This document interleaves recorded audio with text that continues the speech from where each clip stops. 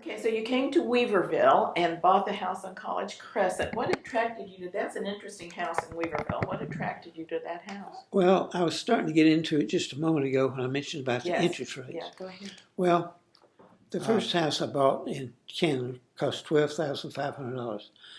I had to put a 10% down payment, so I borrowed $1,250 from my dad. Then when I moved to Canada, the house cost $25,000, double. When I moved to Greensboro, the house cost $49,000. I mean, this is the way things were progressing. Yes. So when I came here, I was looking to get a house, and I was looking at what the house payments were, and they were atrocious. I was looking at the price of the house.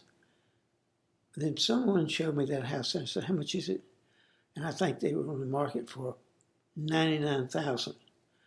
I said, "I can't afford that." And then I put a deposit down. My kids really wanted to have a swimming pool, very modern-looking house. Mm-hmm. And so I put a deposit down. I went back to Greensboro. I kept figuring, and I finally stepped in over my heels, called a real estate company and says, "Keep my deposit money and whatever."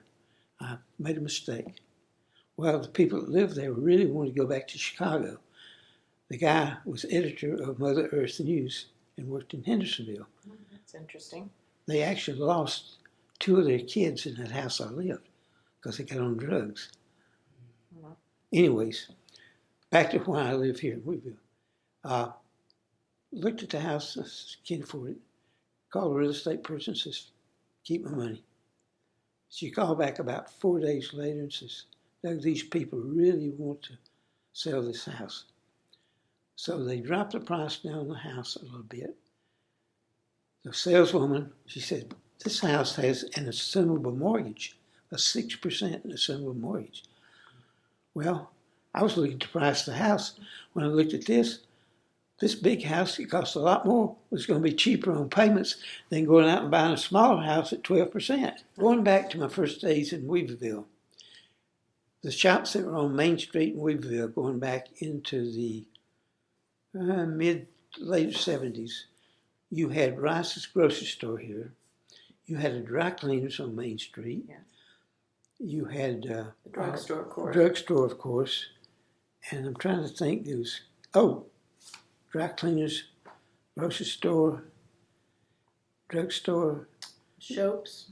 Shops was up there. My kids in those days, and this was really what's great, they get on their bicycle, they ride up to the service station where the pet pantry is now. It was a service station, Mr. Bartlett's Esso. They would give them a dime or something, and it was an old Coke machine. You'd put the dime in, or a nickel, and you'd pull the lever and the bottle would come out.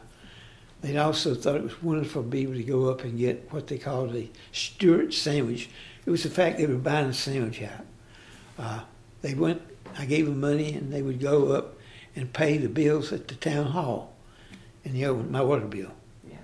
So they became a part of the community. They felt like they knew it. They said, "This is the best place in the world."